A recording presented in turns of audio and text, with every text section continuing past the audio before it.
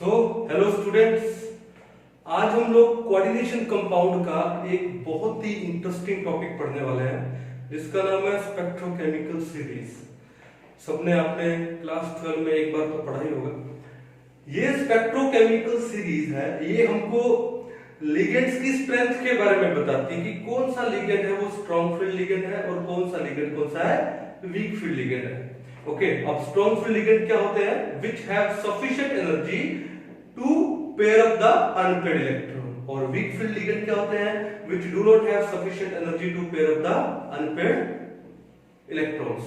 अगर हमको पता लग जाए कि कौन सा लिगेंड स्ट्रॉन्ग फील्ड है और कौन सा वीक फील्ड है, तो उसके बाद हमको कोई भी कॉम्प्लेक्स आयन दे दिया जाए या कॉम्प्लेक्स कंपाउंड दे दिया जाए, उसमें हम लोग सेंट्रल मेटल एटम की हाइब्रिडाइज्ड स्टेट निकाल सकते हैं। हम वो आयन या कंपाउंड आपका कलरलेस है या कलर्ड है वो पता लगा सकते हैं, हाइब्रिडाइजेशन पता लगा सकते हैं, ज्योमेट्री पता लगा सकते हैं, मैग्नेटिक मूवमेंट पता लगा सकते हैं। ठीक है, कौन सा कॉम्प्लेक्स बनता है, वो इनर ऑर्बिटल कॉम्प्लेक्स बनता है या आउटर ऑर्बिटल कॉम्प्लेक्स बनता है, ये पता लगा सकते हैं। और कंपटीशन में इनके ऊपर एक क्वेश्चन आ ही जाता है, चाहे वो कलर पूछे, चाहे मैग्नेटिक बिहेवियर बता सकते हैं कि डायमैग्नेटिक है या पैरामैग्नेटिक, तो कलर पूछ सकता है, मैग्नेटिक बिहेवियर पूछ सकता है, मैग्नेटिक मूवमेंट पूछ सकता है, बहुत इंपॉर्टेंट है ये। उसके बाद कौन सा कॉम्प्लेक्स है, इनर ऑर्बिटल है या आउटर ऑर्बिटल है, ये पूछ सकता है। और हाइब्रिडाइजेशन पूछी जा सकती है, ज्योमेट्री पूछी जा सकती है। तो आज हम लोग ये स्पेक्ट्रोकेमिकल सीरीज के ऊपर ये टॉपिक पढ़ते हैं। आई गारंटी यू कि ये पढ़ने के बाद आपका ये टॉपिक इतना क्लियर हो जाएगा कि कोई भी क्वेश्चन आ जाए आप इमीडिएट कर दोगे। ठीक है, तो सबसे पहले क्या लिखने वाले हम लोग? Spectrochemical series. बड़े गौर से, बड़े अच्छे से इस टॉपिक को समझ लीजिएगा, बहुत काम आने वाला है। मैं इस टॉपिक में थोड़ा ट्रिक्स के साथ बताऊंगा। तो ये स्पेक्ट्रोकेमिकल सीरीज, जैसे मैंने बोला, लिगेंड की स्ट्रेंथ के बारे में बताता है। तो सबसे पहले वो सीरीज में आपके सामने लिख देता हूं, फिर हम लोग कॉन्सेप्ट पढ़ेंगे और लास्ट में मैं आपको बताऊंगा कि सीरीज को याद कैसे करें, ट्रिक से कैसे याद करें। ठीक है, तो ये सीरीज एक्चुअली है क्या, देखिए ध्यान से, कि आई नेगेटिव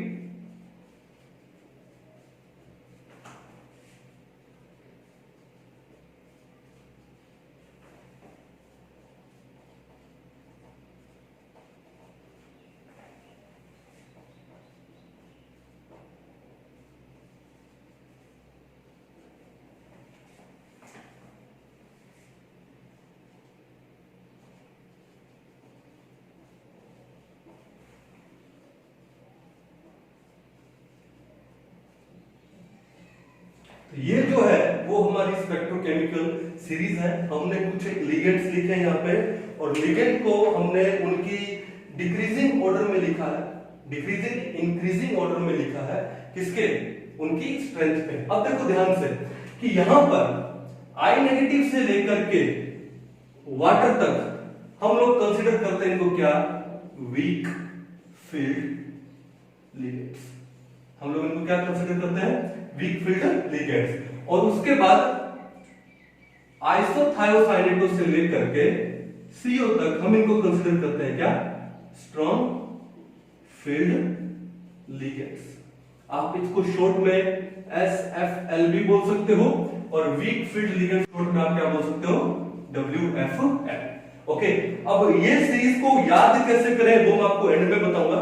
सबसे पहले ये सीरीज के ऊपर बेस्ड हम कुछ एक एग्जांपल लेते हैं, और उन एग्जांपल पे हम लोग कुछ एक पॉइंट्स निकालने की कोशिश करते हैं, magnetic behaviour, hybridisation, colour, magnetic movement etcetera. Okay, popular example है। ठीक है, कौन सा एग्जांपल है? देखो ध्यान से, एक मैं ले रहा हूं यहां पे NiCl4 2 नेगेटिव, एक कॉम्प्लेक्स आयन हम लोगों ने लिया है। और दूसरा मैं कॉम्प्लेक्स आयन ले लेता हूं यहां पे, कौन सा? NiCN4 2 negative. तो हमने ये दो एग्जांपल ले लिए। अब ये दोनों एग्जांपल में हम लोग कंपैरिजन करेंगे कि इनके जो कैरेक्टर्स हैं वो क्या क्या आते हैं। देखो, सबसे पहले आपको क्या करना है, आपको कोई भी एग्जांपल दे, जैसे हमने यहाँ पे ये एग्जांपल लिखे हैं। सबसे पहले आपको फाइंड आउट करना है कौन सा? सेंट्रल मेटल एटम और आयन। यहाँ पे सेंट्रल मेटल एटम कौन है या आयन कौन है? निकिल है। यहाँ भी कौन सा है? निकिल। तो सबसे पहले आप क्या काम करोगे? निकिल को लिख लो। अब हमको यहाँ भी क्या आपका निकिल है। अब आपको पता है कि निकिल का एटॉमिक नंबर कितना होता है, 28 होता है।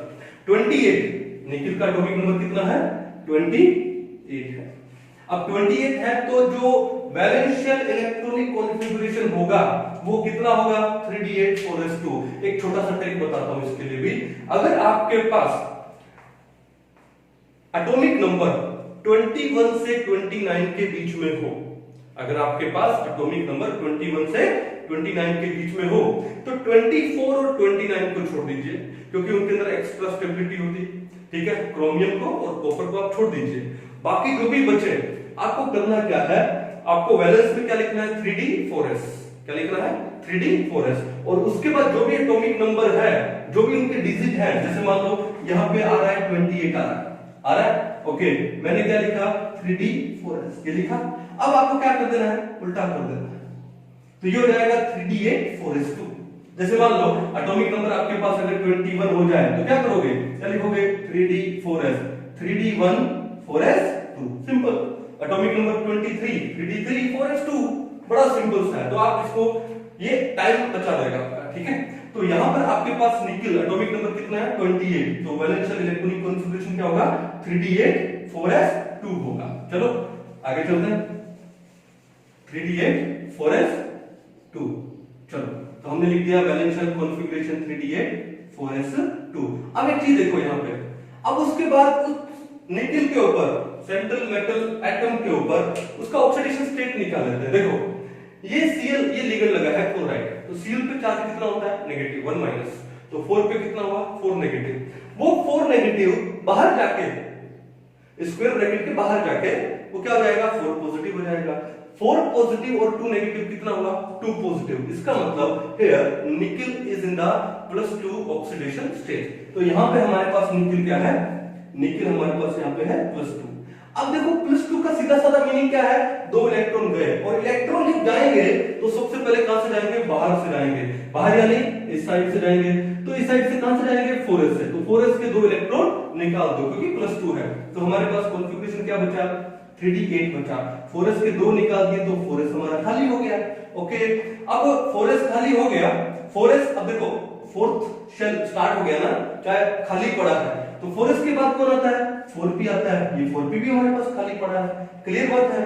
अब 3d8 हमने लिखा, तो एक काम करो, 3d सबशेल बना दो। 3d सबशेल में कितने ऑर्बिटल होते हैं, 5 ऑर्बिटल होते हैं। कितने ऑर्बिटल होते हैं, 5। ये हमारे पास 3d है, ये हमारे पास क्या है, 4s है, और ये हमारे पास क्या है, 4p खाली पड़े। अब 3d में कितने इलेक्ट्रॉन्स है, 8। तो एक रूल आता है, कौन सा, हंट्स रूल, एटॉमिक स्ट्रक्चर में पढ़ा होगा कि इलेक्ट्रॉन एक एक करके जाएंगे, 1 2 3 4 5 6 7 8 हो गया 3d8। 4s खाली है, 4p भी खाली है।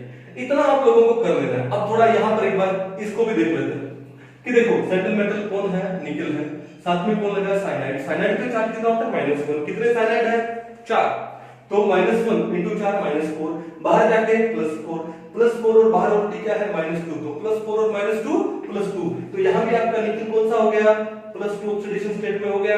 और निकिल +2 कितना होता है, 3d8 4s0, ठीक है। तो डायरेक्ट लिख दूं यहां पे, निकिल कितना हो गया, 3d8 हो गया, ओके। देन 4s0, 4p कितना हो गया, 0। यहां भी बना दीजिए, चलो बीच में एक लाइन कर देता हूं, बना दो यहां भी निकिल का, कैसे,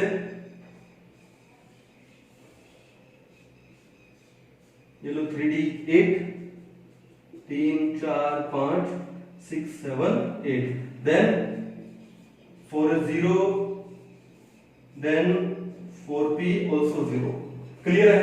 तो दोनों बना लिए। अब इतना होने के बाद अब आपको कंसीडर करना है किसको, लिगेंड को, कि दोनों में गेम अभी तक बराबर चल रहा है। तो डिफरेंस कहां पे आएगा, डिफरेंस आएगा लिगेंड के ऊपर, लिगेंड की स्ट्रेंथ के ऊपर। देखो दोनों के दोनों मोनोडेंटेट लिगेंड है, एक ही लोन पेयर देगा, है ना। दोनों के दोनों क्या है, मोनोडेंटेट या यूनिडेंटेट लिगेंड है, लेकिन दोनों में डिफरेंस है।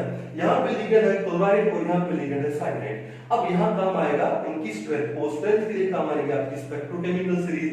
इस सीरीज में आप ध्यान से देखो कि जो क्लोराइड है वो वीक फील्ड में आ रहा है, और जो आपके पास साइनाइड है वो किस में आ रहा है, स्ट्रॉन्ग फील्ड में आ रहा है। इसका मतलब कि यहां तक तो गेम इक्वल चल रहा था, अब उसके बाद गेम पलटेगा कौन, लिगेंड पलटेगा।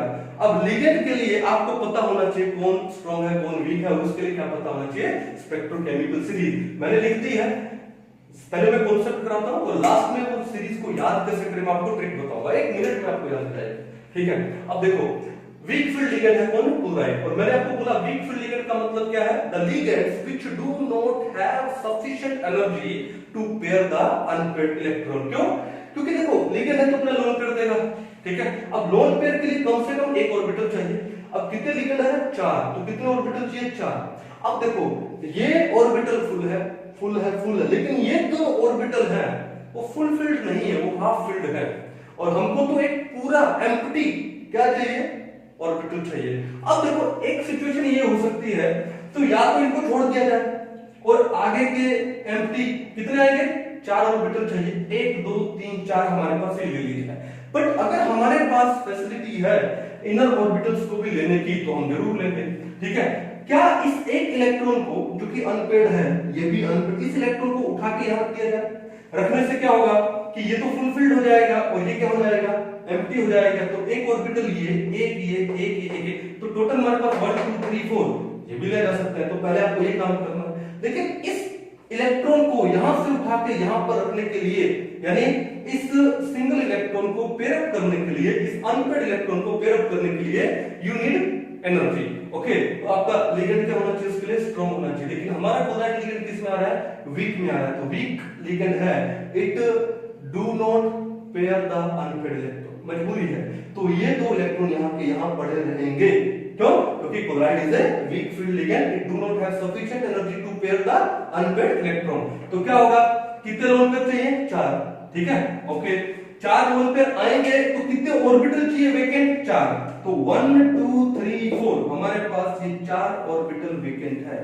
तो हाइब्रिडाइजेशन में एक तो 4s ऑर्बिटल और 3 4p ऑर्बिटल्स पार्टिसिपेट करेंगे। तो पहला पॉइंट तो यहां पे यही जनरेट हो गया कि यहां पे जो हाइब्रिडाइजेशन होगी, यहां पे जो हाइब्रिडाइजेशन होगी वो कौन सी होगी, s का एक ऑर्बिटल, p के 3 ऑर्बिटल, मींस sp3 हाइब्रिडाइजेशन होगी।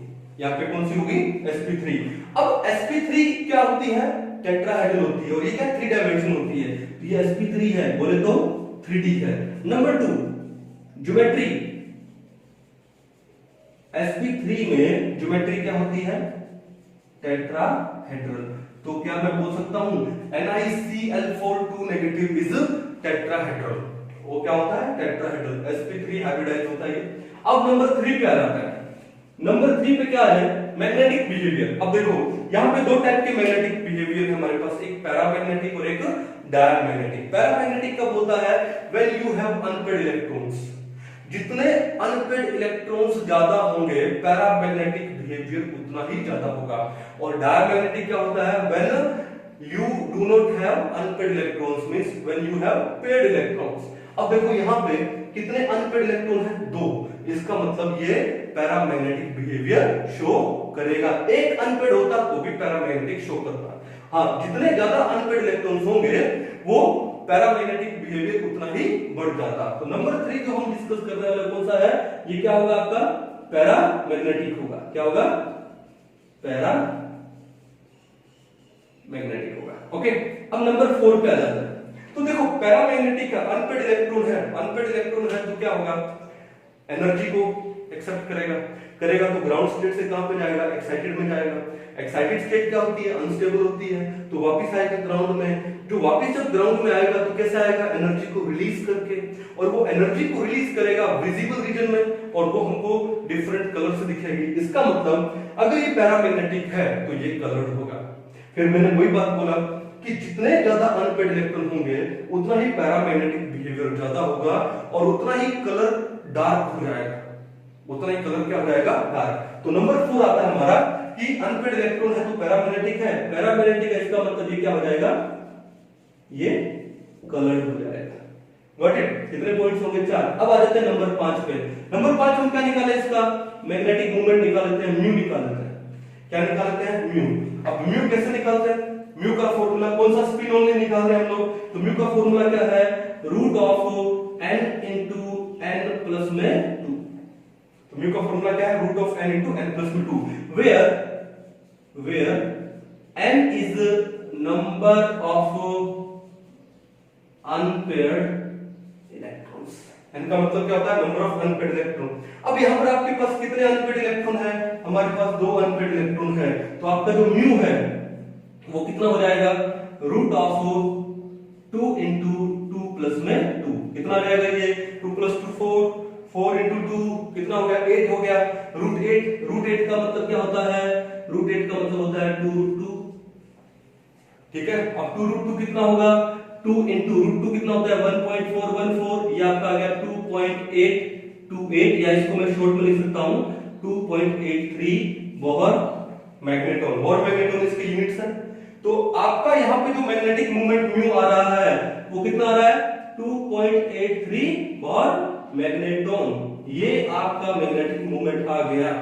अब देखो कभी आपके पास क्वेश्चन आ जाए कि निकेल प्लस 2 का मैग्नेटिक मोमेंट कितना होता है, तो क्या बताओगे, 2.83 होता है। अब ये question as far as I remember AIPMT 2014 में भी था शायद, और 2015 में भी था। आप चेक करके बताइएगा, 2 साल लगातार यही क्वेश्चन आया है कि निकेल प्लस 2 का मैग्नेटिक मोमेंट कितना है, 2.83। दूसरी बार क्वेश्चन आया था कि the magnetic moment of 2.83 Bm is shown by, आपको 4 मेटल आयंस दिए हुए थे, तो आंसर क्या था, निकेल प्लस 2 था। तो हमने हाइब्रिडेशन निकाला, sp3 है, 3d है, ज्योमेट्री है टेट्राहेड्रल, पैरामैग्नेटिक है due to unpaired electron, unpaired electron मतलब कलर्ड है, और जितने अनपेयर्ड इलेक्ट्रॉन ज्यादा होंगे कलर्ड उतना ही डार्क हो जाएगा। मैग्नेटिक मोमेंट कितना आ गया इसका, 2.83 आ गया, क्योंकि n फार्मूला क्या है, root of n into n plus 2, where n is the number of unpaired electrons, as there are 2 unpaired electrons, so the magnetic moment is 2.83। Okay, अब नंबर 6 देखो क्या है, नंबर 6 ये है, देखो हाइब्रिडेशन क्या हुआ, sp3, s ऑर्बिटल कौन सा शेल का है, फोर्थ शेल का है, pb कौन सा है, फोर्थ का है। तो अब ये थर्ड शेल, इस फोर्थ के कंपैरेटिवली ये थर्ड क्या हुआ, इनर शेल का हुआ। क्या इनर शेल का ऑर्बिटल यूज हुआ, नहीं हुआ। तो ये अगर इनर शेल का ऑर्बिटल्स हैं, ये अगर इनर ऑर्बिटल्स हैं, तो ये 4s और 4p कौन से ऑर्बिटल हुए, आउटर ऑर्बिटल्स हुए। तो ये जो कॉम्प्लेक्स बना, इस कॉम्प्लेक्स को हम लोग क्या बोलते हैं, आउटर ऑर्बिटल कॉम्प्लेक्स बोलते हैं। इस ऑर्बिटल को हम लोग क्या बोलते हैं, आउटर ऑर्बिटल कॉम्प्लेक्स। तो NiCl4 negative is an outer orbital complex. तो ये हमने पूरी इसकी जर्मन कुंडली निकाली है, इसकी NiCl4 नेगेटिव की। अब यही चीज यहाँ पे करते हैं, देखो यहां तक तो इक्वल था, लेकिन यहाँ पर लिगेंड कौन है, साइनाइड है। लिगेंड कौन है यहाँ पे, साइनाइड। अब साइनाइड किस में आता है आपका, स्ट्रॉन्ग फील्ड लिगेंड में आता है। साइनाइड किस में आता है आपका, स्ट्रॉन्ग फील्ड लिगेंड में आता है, ठीक है। अब स्ट्रॉन्ग फील्ड लिगेंड क्या होते हैं, which have sufficient energy to pair the unpaired electrons. What are strong field ligands? The ligands which have sufficient energy to pair the unpaired electron. अब देखो आपके यहाँ पे 2 unpaired electron है, तो ये strong field ligand है, तो ये क्या काम करेगा, पेयर अप कर देगा। क्या काम करेगा, पेयर अप कर देगा, ठीक है। मैं यहीं पे दिखा रहा हूँ, पेयर अप करने का मतलब ये इलेक्ट्रॉन यहाँ से उठ के ये यहाँ पर आ गया, तो ये यहाँ पर आ गया, तो आपके पास ये ऑर्बिटल क्या हो गया, खाली हो गया, ठीक है। कितने यूनिडेंटेड लिगेंड है, मोनोडेंटेड लिगेंड है, एक लोन पेयर देगा तो 4 है, तो 4 लोन पेयर आएंगे। You need 4 empty orbitals.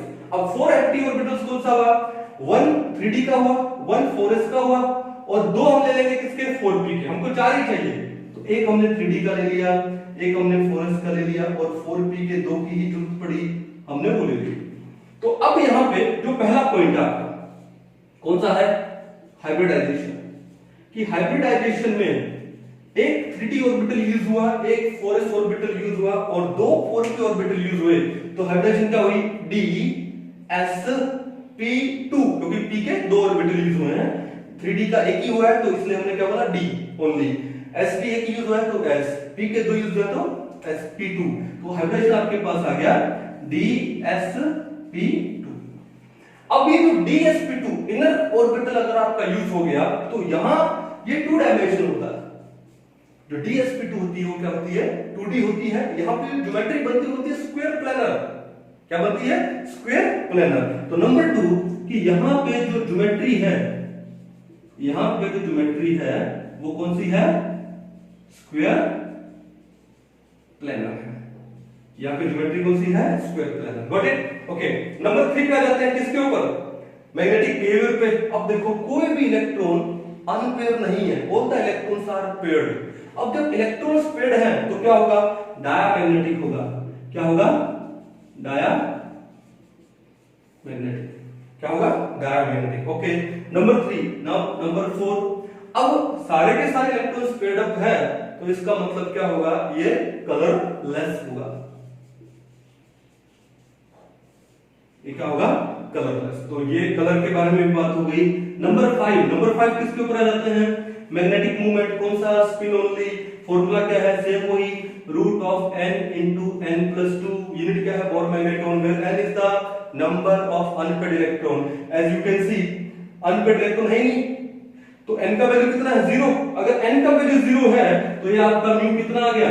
Mu भी 0 आ गया, यानी इसका मैग्नेटिक मोमेंट कितना है? 0। इसका मतलब कोई भी कॉम्प्लेक्स आयन आपको दे, कोई भी कॉम्प्लेक्स कंपाउंड आपको दे, अगर वहां पे वो डायमैग्नेटिक है तो भैया ऑब्वियसली वो क्या होगा? उसका मैग्नेटिक मोमेंट 0 होगा। Got it? ओके, अब नंबर 6 पे आ जाते हैं। अब एक चीज देखो, यहां पे हमने बोला इस 4 के कंपैरेटिवली ये 3 क्या होगा? इनर होगा, और इनर का एक ऑर्बिटल यूज हो रहा है। इनर एक ऑर्बिटल यूज हो रहा है, किसमें? हाइब्रिडाइजेशन में। वहां पे इनर यूज नहीं हो रहे थे, आउटर यूज हो रहे थे, तो हमने बोला आउटर ऑर्बिटल कॉम्प्लेक्स। यहां इनर इस 4 की कंपैरेटिवली 3 क्या हुआ? इनर हुआ, उसका एक ऑर्बिटल हाइब्रिडाइजेशन में यूज हुआ। तो हम ये जो कॉम्प्लेक्स बना है इसको हम लोग क्या बोलते हैं? Inner orbital complex. तो जो NiCN4 नेगेटिव होता है वो क्या होता है? इनर ऑर्बिटल कॉम्प्लेक्स होता है, और ये जो NiCl4 नेगेटिव होता है वो कौन सा होता है? आउटर ऑर्बिटल कॉम्प्लेक्स होता है। आई थिंक आपको बहुत अच्छे से समझ आया होगा।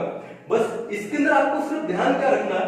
पहले सेंट्रल मेटल एटम या आयन जो भी है, पहले मेटल एटम ले लो, ठीक है, उसका एटॉमिक नंबर ले लो, वैलेंस शेल कॉन्फ़िगरेशन लिख लो, फिर ऑक्सीडेशन नंबर निकाल, ऑक्सीडेशन स्टेट निकाल लो। जो भी ऑक्सीडेशन स्टेट आती है, जैसे +2 आया तो 2 इलेक्ट्रॉन उड़ा दिए, +3 आया 3 उड़ा दो, +4 है तो 4 उड़ा दो। ये उड़ाने के बाद लिख लो ऐसे इनको ऑर्बिटल टाइप के बना करके। फिर आप देखो कि आपका जो लिगेंड है वो स्ट्रॉन्ग है या वीक है। ओके, अगर स्ट्रॉन्ग है तो अनपेड इलेक्ट्रॉन्स हम उनको पेयर अप कर दो, और अगर वीक है तो अनपेड इलेक्ट्रॉन्स को एज इट इज छोड़ दो। उसके बाद कितने, इसका कोऑर्डिनेशन नंबर कितना है? 4 है, यानी कितने लोन पे रहेंगे? टोटल 4 आएंगे, तो 4 ऑर्बिटल्स ले लो, हाइब्रिडेशन बना लो, 4 आए हाइब्रिडेशन बना ली, ठीक है। और ऐसे मेरे ख्याल से आप अच्छे से कर पाओगे। ओके, आई होप समझ आया होगा।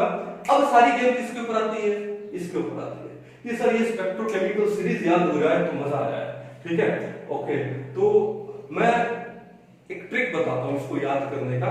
एक छोटी सी मनगढ़ंत कहानी बनाते हैं, ठीक है। वो कहानी से ये ट्रिक आपको याद भी हो जाएगा। देखो, लॉकडाउन का टाइम चल रहा है, ठीक है, ओके, ऑनलाइन क्लासेस लेनी पड़ रही है, ओके, चलो। तो क्या होता है कि नॉर्मली मेरा एक चीज मानना है कि हम एक ही एक काम करके बोर हो जाते हैं। अभी तो थोड़ा डिफरेंट करने को मिला, अभी तक तो ऑफलाइन कर रहे थे, बच्चों से इंटरेक्ट कर रहे थे, पहली बार कैमरा के सामने देख के क्लास बना रहे, ठीक है।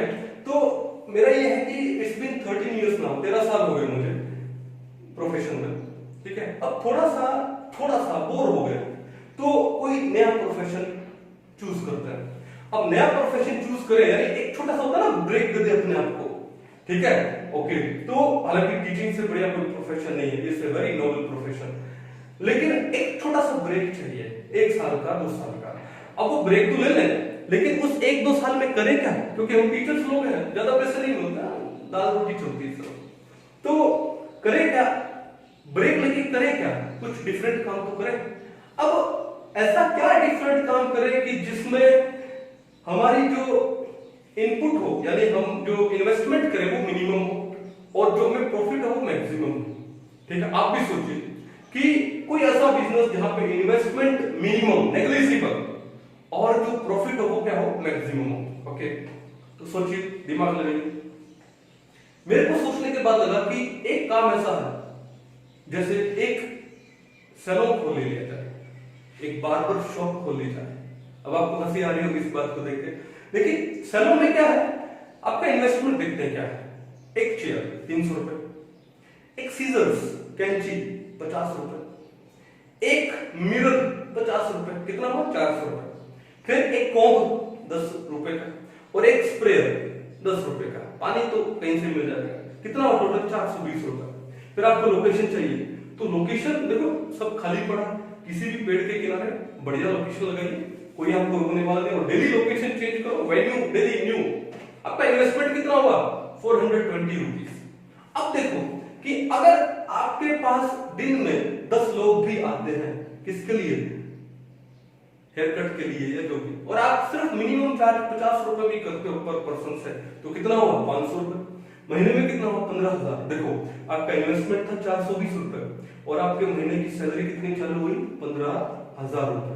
साल का कितना हुआ 1,80,000 रुपए। अब 1,80,000 इन्वेस्टमेंट कितना था 420, वो तो नेग्लिजिबल हो गया उसके सामने।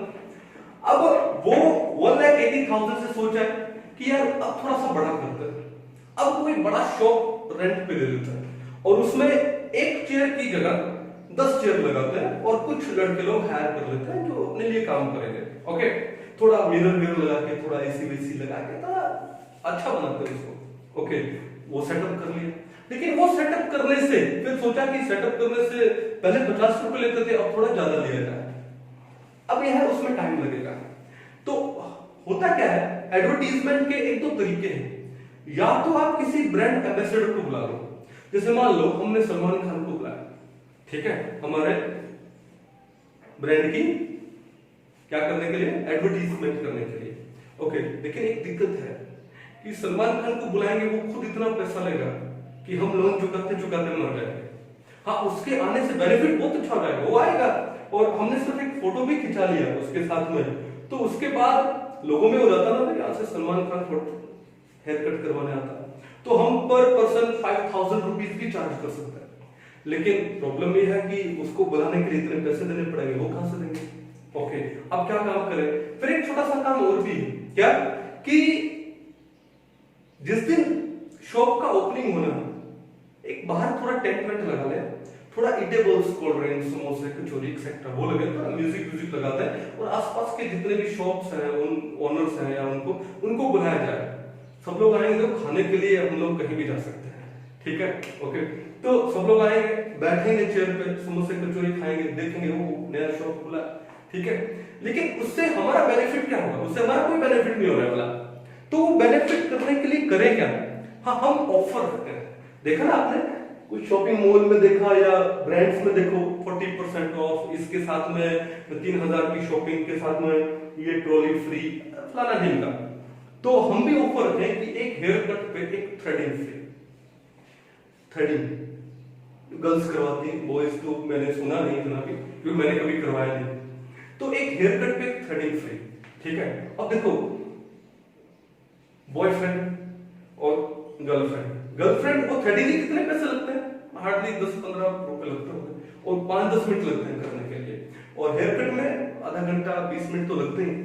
तो अब ऐसा है कि थ्रेडिंग फ्री हो रही है, तो लड़के को फोर्स करेगी कि तुम्हारे बाल बड़े होंगे, जाके कटाओ, ठीक है ना। ओके, हेयर्स बड़े हो गए, कटाते हैं, क्यों, उसको थ्रेडिंग फ्री में मिलना। तो हम ये काम कर सकते हैं, ठीक है। ओके, अब ये काम करें तो एक छोटा सा लाइन जोड़ा मैंने इसके ऊपर, लाइन क्या जोड़ा कि कल से ये जो आईब्रो है, आईब्रो का जो थ्रेडिंग है, इसको मैं थोड़ा साइंटिफिक लैंग्वेज में बोलता हूं कि आईब्रो का थोड़ा स्कैनिंग है वो फ्री है। क्या लाइन जोड़ा मैंने, आईब्रो स्कैन कल से फ्री है, थोड़ा इंग्लिश, आईब्रो स्कैन कल से फ्री ऑफ कॉस्ट है। एक लाइन जोड़ा हम लोगों ने, क्या, आईब्रो स्कैन कल से फ्री ऑफ कॉस्ट है, ठीक है। मिटा रहा हूं इसको मैं एक बार, तब तक आप लाइन बोलिए, क्या लाइन बोला, आईब्रो स्कैन कल से फ्री ऑफ कॉस्ट है। क्या लिखा हम लोगों ने, आईब्रो। देखो, आई से क्या है, आई नेगेटिव, आई ब्रो स्कैन SCN, कल CL नेगेटिव, से SQ नेगेटिव, फ्री का पहला लेटर F नेगेटिव, ऑफ कहां से स्टार्ट होता है, O से, free of hydroxo, cost CO cost, है H यानी वाटर। तो ये जो पहली लाइन बनी है वो कैसे बनी है? आईब्रो स्कैन कल से फ्री ऑफ कॉस्ट है। मैं लिख देता हूं, ट्रिक टू रिमेंबर, उतार लीजिए, बहुत काम आएगा, बड़ा इंटरेस्टिंग है ये। क्या बोला हमने? आई ब्रो स्कैन कल, कल कहां से होता है? के से, सी को के बना दो, कल से फ्री ऑफ कॉस्ट है। देखो आई से क्या आया? आई नेगेटिव, ब्रो से क्या आया? B R negative, scan S C N negative, कल के को सी बना दो, सी एल नेगेटिव, से का S S two negative, free का F F negative, O O H negative, cost C O ले लिया हमने, क्या लिया? C2O42 नेगेटिव, ऑक्सालेटो, कल से फ्री ऑफ कॉस्ट है यानी H यानी H2O यानी वाटर, फ्री ऑफ कॉस्ट है। अब ये जो लाइन बनी है ये क्या है? हमारा वीक फील्ड लिगेंड है। ये सारे के सारे कौन से हैं? मैंने बोला आपको वाटर क्या होते हैं? वीक फील्ड लिगेंड होते हैं। तो एक लाइन बनी क्या? आईब्रो स्कैन कल से फ्री ऑफ कॉस्ट। याद हो जाएगा अच्छे से, बार बार पढ़ो बोलो, हो जाएगा। ओके, अब थोड़ा सा इस स्टोरी को आगे बढ़ाते हैं। तो अभी हमको हमारी शॉप के ऊपर थोड़ा और उसको बढ़ाना आगे, ठीक है? तो बढ़ाना है तो अभी हमको उसको सिर्फ थ्रेडिंग तक या हेयर कट तक नहीं रखना है, हम आगे जाते हैं किसके ऊपर? हेयर कलर के ऊपर जाते हैं, ठीक है? थोड़ा डाई वाई करेंगे, हेयर कलर्स करेंगे। तो गर्ल्स में हेयर कलर के बहुत पैसे चार्ज होते हैं, 1500, 2000, 2500, 3000 तक लेते हैं। जेंट्स में भी 150, 200, 250 लेते होंगे।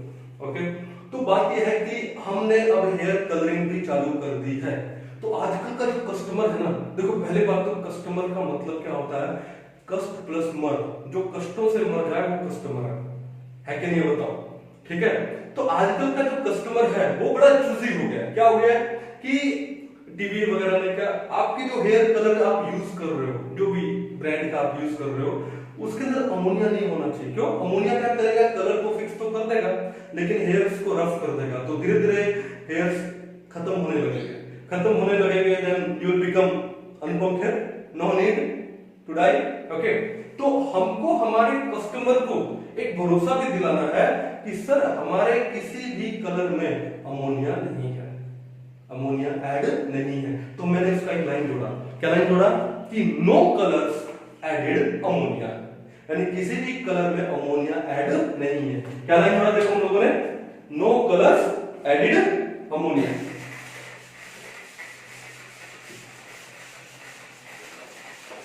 क्या लाइन जोड़ा हमने? No colours, no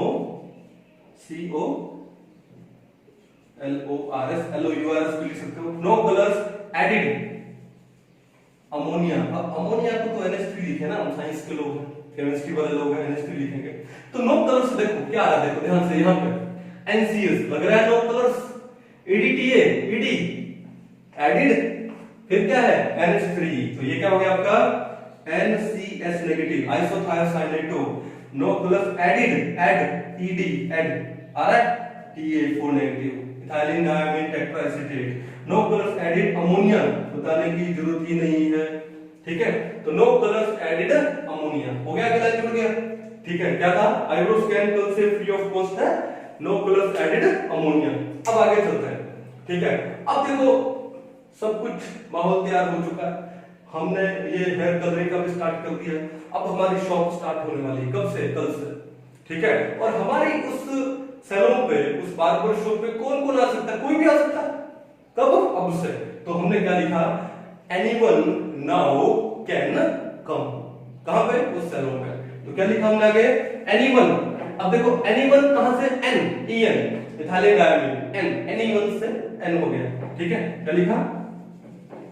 anyone now can come.